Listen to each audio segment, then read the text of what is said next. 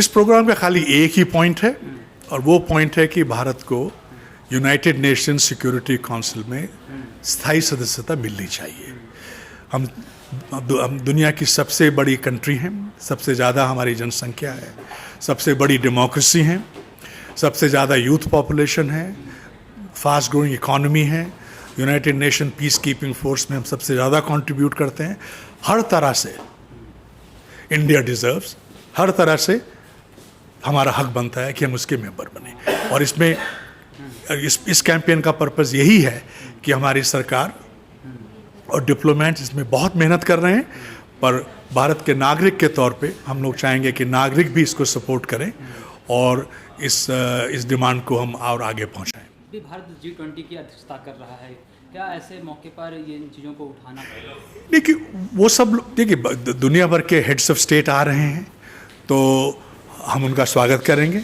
हमें उनको ये कोई डिमांड वैसी नहीं है, हम उनको रिमाइंड करना चाहते हैं कि ये जो मांग है ये खाली भारत सरकार की नहीं है, ये भारत के लोगों की मांग है। और जबकि अब वो हमारे अतिथि हैं और उनका हम पूरा स्वागत करते हैं, पर उनके दिमाग, उनके कान में ये भी डालना चाहते हैं कि भाई ये हमारा हक है और इस पर हम इस चीज़ के सक्षम हैं, हम तैयार हैं और हमारा हक बनता है इस चीज़ में। चाइना G20 सम्मेलन हो रहा है, इसमें चाइना नहीं आ रहा है। अब चाइना के प्रेसिडेंट नहीं आ रहे हैं, पर प्राइम मिनिस्टर आ रहे हैं। कंट्री का तो रिप्रेजेंटेशन है ही, भाई नंबर 1 नहीं आ रहे तो नंबर 2 आ रहे हैं, तो ये सिंबॉलिक है। और उसमें हमें नॉलेज नहीं है कि क्यों नहीं आ रहे वगैरह, पर हम उनको सबको रेस्पेक्टफुली कन्वे करना चाहेंगे कि भाई ये हमारा फेयर और जस्ट डिमांड है, इसमें अनरीजनेबल चीज़ नहीं है। यदि वीटो पावर भारत के पास नहीं है तो क्या नुकसान हो रहा है भारत को? भाई वो आई थिंक जो उसमें यही है कि जो आपकी स्टैंडिंग है इंटरनेशनल कम्युनिटी में as a P5 member, permanent member, वो दूसरी होती है। चाहे किसी भी संस्था में, किसी भी उसमें, कि जो हमारी स्टैंडिंग है वो हमारे साइज से बहुत कम छोटी है। हम नॉन परमानेंट मेंबर में जाके उन लोगों के साथ बैठते हैं जो बेचारे 5-5, 10-10 लाख पॉपुलेशन वाली कंट्री हैं, तो हम we belong in a bigger league, और उसमें ना करने से उसके बहुत फ़र्क पड़ते हैं। क्योंकि हमें जब भी कोई हमारे वो कुछ होता है तो हर आदमी ध्यान रखा, बाकी कंट्रीज़ के दिमाग में भी रहता है कि कौन परमानेंट है कौन नहीं है, और उससे ज़रूर बहुत नुकसान है कि हम नहीं है मेंबर उसके। वजह क्या रही कि भारत अभी तक वीटो पावर का हिस्सा, उसको वीटो पावर नहीं मिला? देखिए वो चाइना के पास है और इंडिया के पास नहीं, वो लेगेसी वाली बात है, उसमें कुछ नहीं है।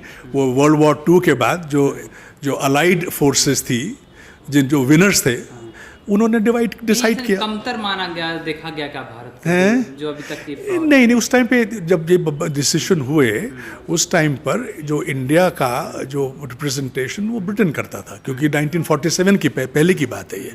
तो उस टाइम पे जो विनर्स थे उन्होंने क्लब बना लिया। अब जो क्लब बन चुका है वो किसी और को आने नहीं दे रहे, तो इसमें कुछ ऐसा कुछ उसके ये नहीं कि इंडिया को ही नहीं मिला, किसी को नहीं मिला उसके बाद। तो विश्व गुरु जैसे कहा जा रहा है कि भारत अब विश्व गुरु बनने वाला है, तो क्या लगता है विश्व गुरु की तरफ हम आगे बढ़ रहे हैं? भाई ये तो बहुत बड़ा कहना होगा विश्व गुरु। भाई देखिए, हम गुरु भी बन सकते हैं और हमें साथ साथ में छात्र भी बनना पड़ेगा। हमें सिखाना तो है ही, पर हमें सीखना भी ज़रूरी है, क्योंकि हम हर कंट्री से हम कुछ सिखा भी सकते हैं और वो हर कंट्री से हम सीख भी सकते हैं।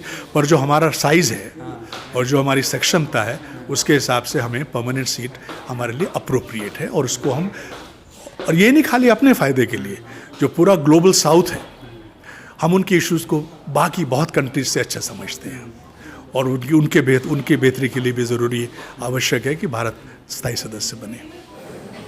क्यों कर रहे हैं? क्योंकि एज अ इंडियन सिटीज़न मुझे लगता है कि जो हमारी कंट्री की जगह है, जो रेस्पेक्ट है, वो यूनाइटेड नेशंस में या इंटरनेशनल कम्युनिटी में वो नहीं आनी चाहिए।